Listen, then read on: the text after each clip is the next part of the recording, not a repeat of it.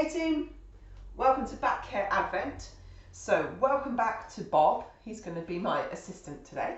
So I wanted to give you a little bit of understanding about why we do the stretches that we do and how that can help with back pain. So maybe you're aware, maybe not, of a particular muscle group in our body called the hip flexors, quite often referred to as the psoas or the iliopsoas, which is the proper name for the musculature. Anyway, the hip flexor, there's a clue in this title. Its main job is flexion of the hip. Now, when we spend a lot of time sitting down, the hip flexors can become chronically fatigued, and we end up with an excessive tilt in our pelvis, which isn't necessarily a good thing. Some tilt is great. We're never going to be straight because we're not designed that way. However, excessive is always going to be suboptimal. So we have this lower part of our spine called the lumbar spine. The middle part here, where our ribs attach, is referred to as the thoracic. And this top section here is the cervical spine or cervical spine. Either way is fine. So the lumbar spine is made up of 5 vertebrae and these big massive discs. Okay, I'm going to try and keep this as simple as we can.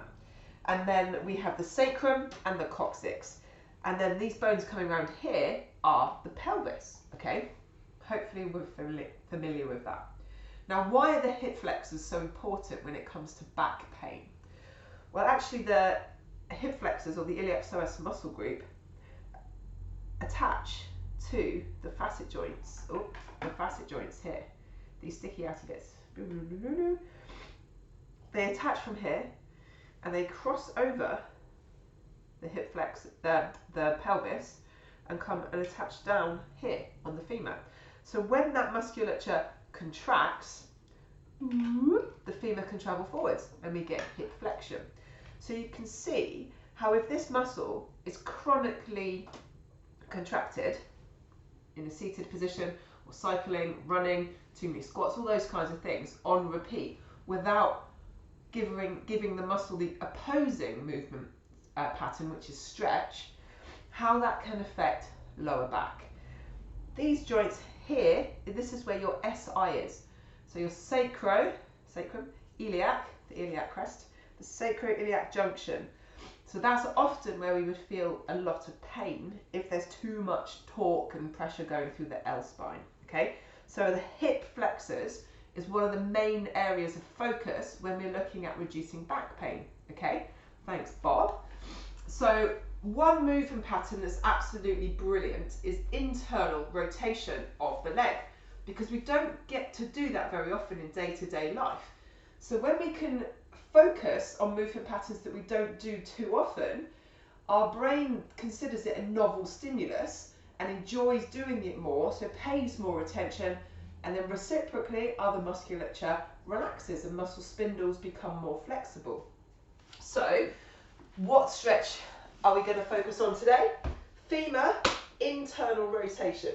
So we have our feet wide. So my feet are wider than my mat, and I drop one leg in as far as it will go without any other bones or muscles needing to help out.